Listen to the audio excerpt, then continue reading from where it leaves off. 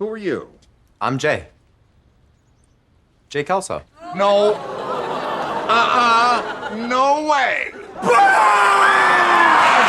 Welcome to MsMojo, and today we're counting down our picks for the top 10 callbacks to that 70s show on that 90s show. He started out as a foreign exchange student, but then I guess someone forgot to exchange him back.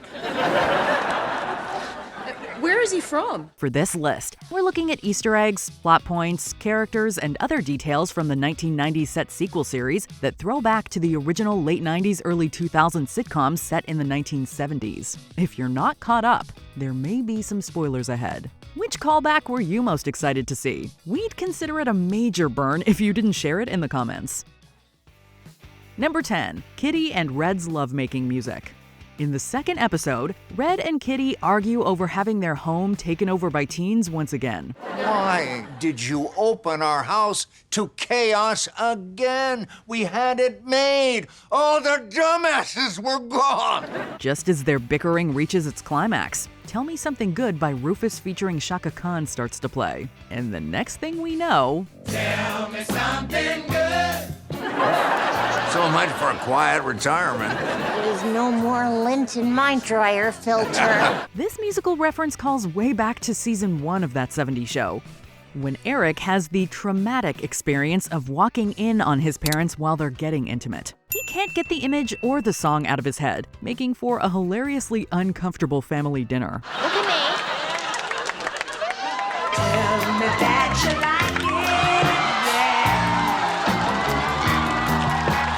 Got a fever? Ever since, the track has been associated with the couple's love life, and anytime we hear it, we know they're about to get it on. Number 9. The Force has grown even stronger in Eric. Eric's love of Star Wars was a running gag throughout the original series, and it seems like times only intensified his obsession. That's what happens when your course is super popular, Dad.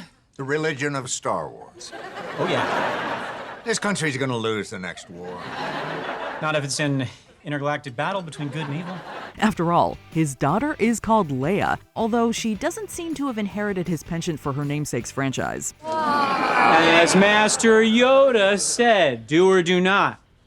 There is no try. Master Yoda was a puppet from a fake world with some guy's hand up his butt. Anyway, in that 90s show, we learn that Eric turned his passion into a profession and is now a college professor teaching the religion of Star Wars. We'd love to see what the prequel trilogy, which premiered at the end of the decade in which the sitcom is set, will do to his lesson plans. Sometimes likes to talk too much about Star Wars. I understand. You do? See, this is great. Yes, Star Wars is the greatest movie of all time. It's hard not to talk about Star Wars. Well, as Yoda might say, a job you love and you will never have to work a day in your life choose. Number 8. We still don't know where Fez is from. Good old Fez is back, and he hasn't changed a bit. He's still obsessed with candy, his feud with Fenton is alive and kicking, well at first, and he still has the perfect exit remark. Explosion. Chest Fest, where every day is a good hair day. I said good day. Also, in continuation of the original series, we still have no idea where he's from. In the original series, the writers were always careful to ensure audiences could never pin Fez's country of origin on a map. And they've kept that running gag going. All right, just tell us, what's the name of your country? Well, that depends on whether you ask the British or the Dutch. Okay, so what if we ask the British? Oh, no. They wouldn't tell you. They hate us. While chatting with her neighbor and Fez's lover, Sherry, Kitty mentions the mysterious country, but is drowned out by her whistling kettle. Where is he from?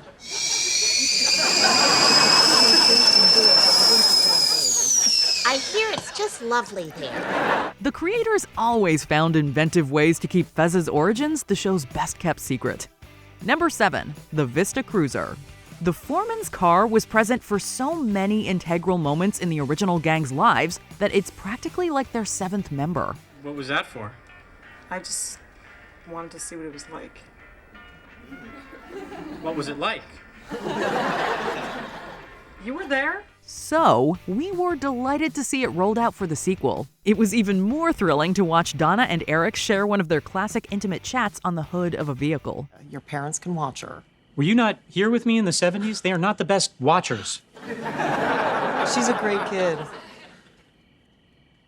Yeah, I know. Likewise, it's also the backdrop for a significant step in Leia and Jay's relationship. Plus, Red gifts it to Leia, along with driving lessons for her 15th birthday. It belonged to your father. Tomorrow, we'll get your learner's permit and I'll teach you how to drive, okay? Thank you, Grandpa. This is the best present I've ever gotten. Leia's parents and their crew embarked on so many crazy adventures in this car, and we can only hope that Leia and her friends will do the same. Number 6, the like father, like daughter keg throwback. In the pilot episode, Nate, Jay, and Nikki accidentally find themselves in possession of a keg, but no tap. Let's tap that keg and get stupid. Yeah. Oh no. We don't have a tap. Without a tap, the beer is trapped. Sound familiar? That's because it was also the premise for a season 1 episode of That 70s Show. Eric makes it his mission to locate a tap for their keg. Meanwhile, Leia uses her finely honed debate skills to secure theirs. It wasn't me. It was Wade. Mama!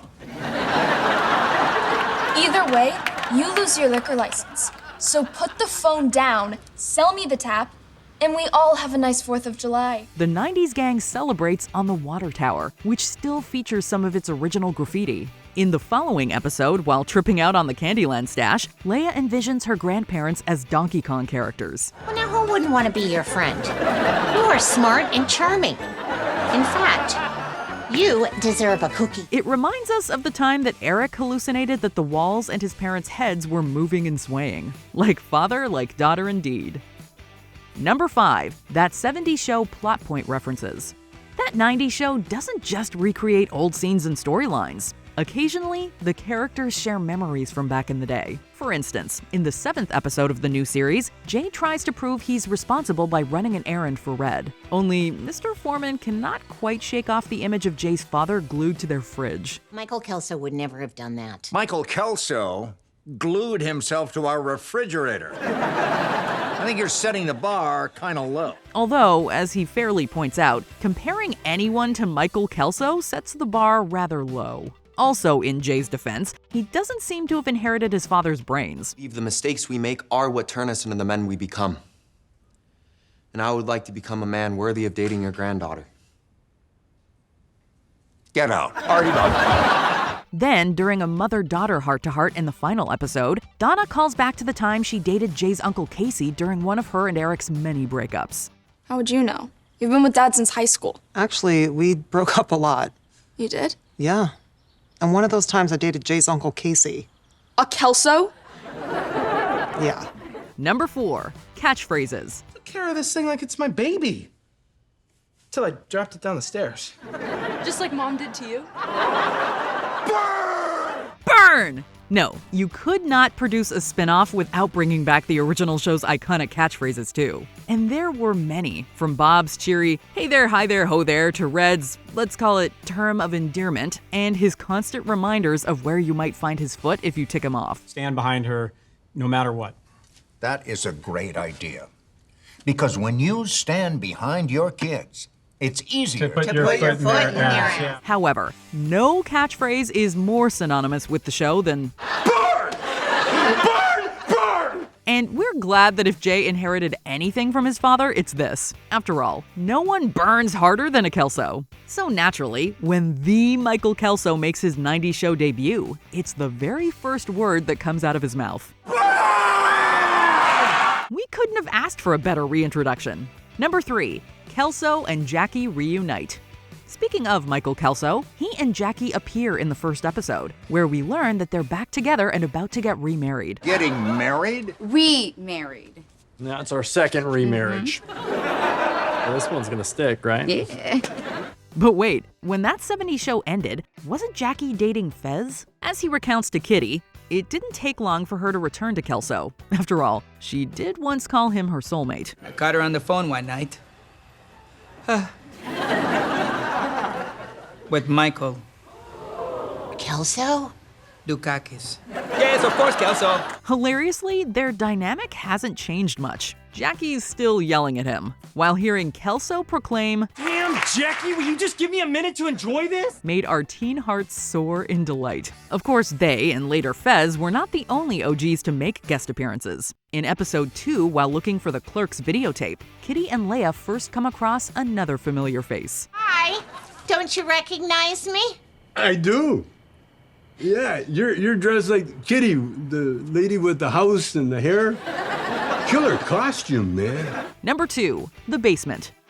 The Foreman home, where so many memorable That 70s Show moments took place. While it's been updated with the times, Kitty's personal touches are still instantly recognizable. Let's just make the best of it. I am heading to the markets. I am going to get Fritos, Tostitos, Doritos, all the Eatos. I am back, baby! But no room pays homage to the original quite like the basement. Eagle-eyed viewers might recognize that its furniture once populated the family's living room. Really comfortable. It's really kind of dangerous in between takes to be like laying on it. Yeah. I may fall asleep sometimes. This is the original table from the show. Yes, This is also Red's original armchair.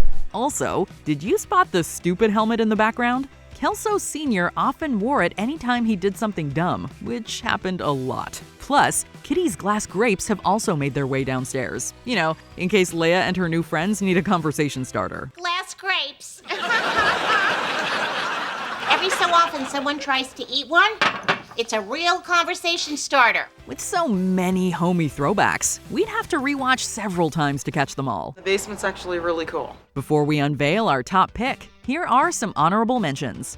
Lori. She might not be mentioned by name, but Lori Foreman has not been forgotten. Look, anytime that you have set your mind to something, you have done it. I mean, I only wanted one kid, and you talked me into Eric. Gwen's bedroom. You ought to know that Gwen is the new inhabitant of Donna's old room. This was your mom's old room, and your dad lived next door? I bet they boned in here all the time. The Hub. The diner is still Point Place's local teen hangout. How long do you think I have to keep this friend thing going? I don't know. It was your crazy ass idea. Just go talk to him. What am I supposed to do? Profess my love to him in front of the ketchup pump? Pastor Dave. Has the pastor found a new calling? This is Pastor Dave, it's Kitty. I haven't seen you since the potluck. That was very unholy. Family photos. Did you spot the photo on the bookshelf of the late Betty White and Tom Poston who played Kitty's parents? Only a criminal mastermind without the mind. A Kelso. Trouble just follows them, honey. Before we continue, be sure to subscribe to our channel and ring the bell to get notified about our latest videos. You have the option to be notified for occasional videos or all of them. If you're on your phone, make sure you go into your settings and switch on notifications. Number 1, The Circle. You cannot talk about That 70s Show without mentioning The Circle. This series' mainstay involved a circular rotating shot that hinted at the group's recreational activities. Telling you, the government has a car that runs on water, man. They just don't want us to know, because then we'd buy all the water. Then there'd be nothing left to drink but beer. Under the influence, their chatter was often hilariously abstract, or each participant was off in their own little world. We even get flashbacks of the original Circle's participants in the new series. I miss my people. Maybe this life doesn't even matter, you know? Maybe we're not even here.